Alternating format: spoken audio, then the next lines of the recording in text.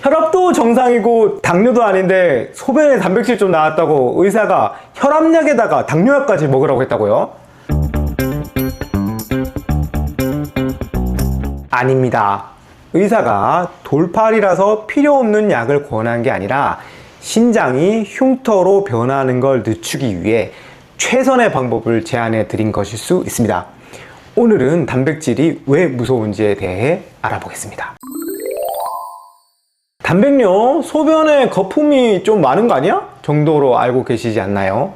신장이 안 좋으면 단백뇨가 나온다는 이야기는 들었지만 난 크레아티닌 검사가 정상이니까 괜찮겠지 라고 생각하신 분이 있지는 않나요? 하지만 단백뇨는 신장을 딱딱하게 굳게 만드는 독성 물질이어서 꼭 검사를 받고 치료를 받아 빨리 줄여야 하는 엄연한 신장병증입니다. 우리 신장은 상당히 답답하게 일합니다. 버릴 것만 쏙쏙 골라내면 될 텐데 일단 전부 다 꺼내놓고 굳이 하나하나 다시 주워오는 식으로 일하거든요. 그러니까 밥 지을 때를 예를 들면 쌀을 씻고 물 위에 둥둥 뜨는 것만 살살 걷어내는 식으로 일하는 게 아니라 아예 쌀포대를 통째로 엎어버린 뒤에 쌀만 한 톨 한 톨 주워 담아서 밥을 짓는 식이라는 겁니다. 즉 버려야 할 일을 찾느라 백을 엎는 방식이라고 부를 수 있겠죠. 신장이 얼마나 고지식하게 일하냐면요, 우리 몸의 필수적인 포도당마저도 크기에서 걸리는 탓에 일단 100% 버리고 시작할 정도입니다. 그래서 알고 보면 최초의 오줌은 전부 당뇨입니다. 걸러진 오줌에서 우리 몸이 어마어마한 에너지를 써서 포도당을 하나하나 다시 주워 담은 덕분에 최종적으로 나오는 오줌에는 당이 깔끔하게 치워진 겁니다. 왜 이렇게 비효율적으로 일하게 되었나 싶지만 나름 여기에는 진화론적인 이유가 있습니다. 일단 다 버리고 필요한 것만 골라오는 방식이 생명을 유지하는 데는 훨씬 안전하기 때문입니다. 예를 들어서 우연히 몸 안에 나쁜 물질이 들어오더라도 신장에서 이걸 남겨둬야 돼 말아야 돼 고민하지 않고 일단 내보내고 시작하게 되면 그 덕에 피해는 덜 입게 될 수 있습니다. 아무래도 더 빨리 제거될 확률도 높아지겠지요. 우리가 먹는 약들도 그간 우리 몸이나 우리 인류가 한 번도 만나본 적 없는 화합물이지만 결국 소변으로 배출되는 데에는 이런 배경이 있습니다. 신장에서 이렇게 쌀포대를 통째로 엎어버리는 장소가 바로 사구체입니다. 사구체는 거르는 채나 망과 비슷한 구조입니다. 혈액을 사구체에 부으면 작은 구멍을 통과한 것들이 소변, 즉 원료로 신분이 바뀝니다. 앞서 말씀드렸듯이 일정 크기 이하면 포도당마저도 체를 빠져나가게 되므로 처음 만들어진 원료는 색만 빨간색이 아닐 뿐 사실 혈액과 큰 차이는 없습니다. 하루에 사구체 망을 빠져나온 여과액, 원료의 양이 약 180리터나 된다고 할 정도니까요. 말 그대로 앞뒤 가리지 않고 일단 버리는 식입니다. 그러고 보니 이 틈새보다 크기가 큰 것들은 사구체 막을 통과하지 못할 것 같네요. 맞습니다. 아무리 안전이 중요하다고 하지만 잠시라도 혈관 넘어 나가서는 안 될 물질도 있습니다. 대표적으로는 적혈구, 백혈 등의 혈액 성분이 있겠죠.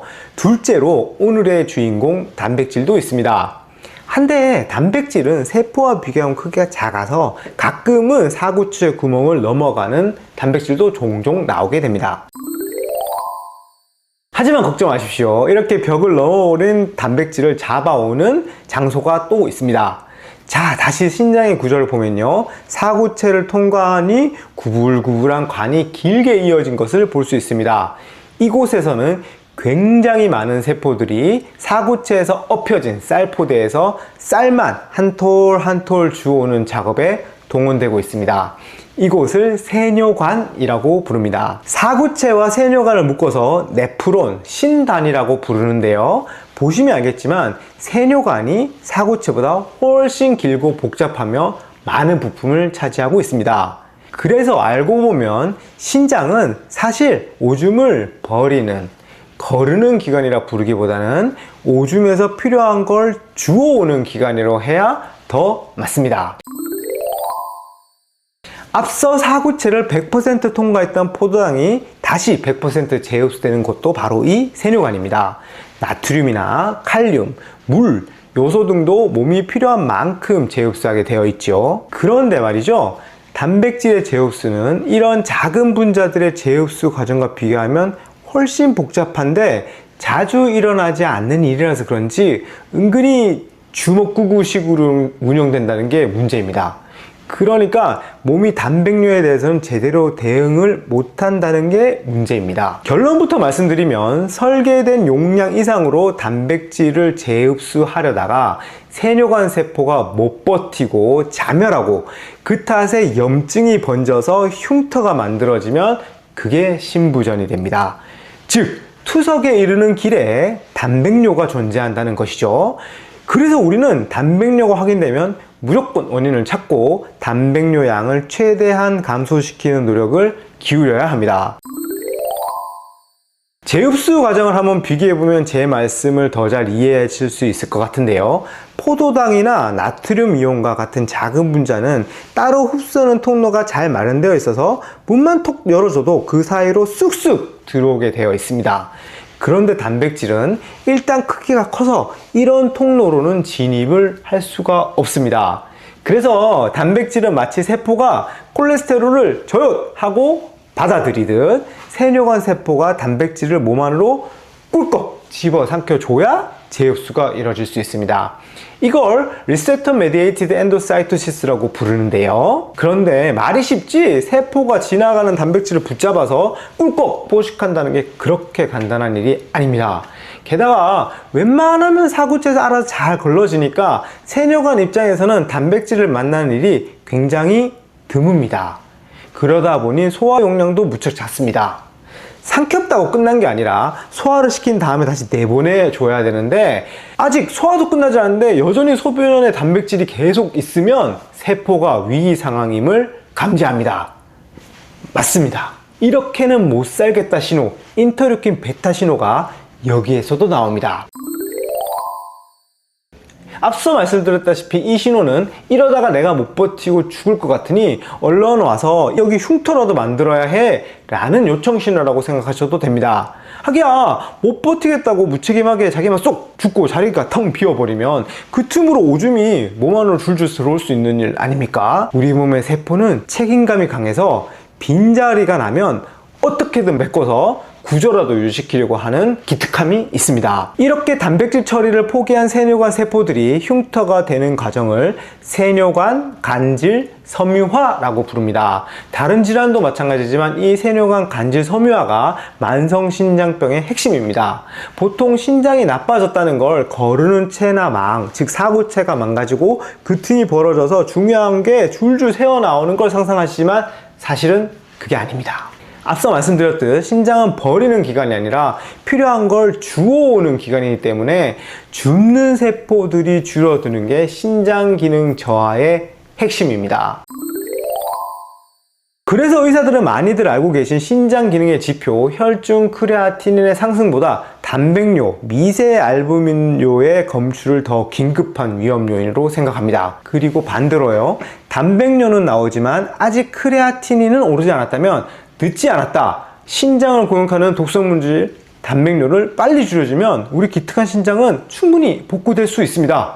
그래서 단백뇨의 원인을 진료와 검사를 통해 꼭 파악하시는 게 중요합니다. 더불어 의사들이 종종 약을 권유하게 될 수 있는데요. 어떤 혈압약은 이렇게는 못 살겠다, 나 이제 죽는다 라는 신호가 과도하게 번져서 섬유화가 심해지는 것을 막기 때문입니다.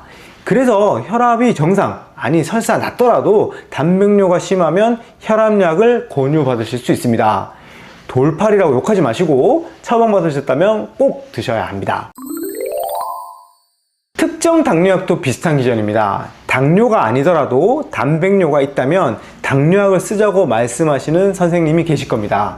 좋은 선생님이시니까 놓치지 마세요. 여과된 포도당을 다시 주워오는 업무를 조금 느슨하게 만들어주면 사구체에 걸리는 긴장도가 낮아지고 그 덕에 단백질도 덜 넘어가는 기전의 약이 있습니다. 이 부분은 나중에 당뇨병 약제 설명에서 좀 더 자세히 다루도록 하겠습니다. 정리하자면 의사가 단백뇨 때문에 약을 쓰겠습니다 라고 한다면 혈압이나 혈당을 낮추기 위한 목적이 아니라는 말씀은 꼭 강조드리고 싶습니다. 추가로 크레아티닌에 대해 간단하게 정리해 보겠습니다. 크레아틴은 근육에서 쓰는 비상용 배터리인 크레아틴을 팔게 하면 나오는 찌꺼기인데요. 체내에 존재하는 물질 중에서 사구체 여과로는 100%면서 세뇨관에서는 재흡수가 일어나지 않는 물질입니다. 포도당은 사구체는 100% 넘지만 100% 재흡수하는 물질이었지요. 그러니까 소변으로 검출되면 안 되는 것이었고요. 크레아틴은 재흡수되지 않고 오히려 세뇨관에서 약간 분비되기 때문에 사구체를 건너면 소변으로 거의 다 나가는 물질입니다. 그러므로 혈액 속에서 크레아틴이 높아졌다면 신장의 사구체가 피를 거르는 능력이 떨어졌다 라는 것을 의미한다고 해석합니다. 그래서 혈중 크레아틴 수치를 이용해서 사구체 여과율을 간접적으로 측정하는 데 쓰는 것입니다. 단순하게는 크레아틴이 높아지면 신장 기능이 떨어졌구나 라고 생각하셔도 되겠습니다. 크레아티닌과 사구체 여과율은 이후에 다시 한번 다룰 예정이니 기대해 주세요. 단백뇨가 생기는 원인은 매우 다양하며 그 원인에 따라 치료법도 모두 다릅니다. 그래서 건강검진에서 단백뇨가 검출되었다면 꼭 내과 선생님의 진료를 받으시는 것이 좋겠습니다. 피곤해서 그랬나 보지 라든지 일시적으로 나올 수 있다던데? 라며 안심하시기에는 소변길에서 검출되는 단백질은 너무 독성이 크고 여파도 심각할 수 있습니다. 오늘도 긴 이야기 들어주셔서 감사합니다. 구독과 좋아요는 저에게 큰 힘이 됩니다. 다음 주에 또 뵙겠습니다. 감사합니다.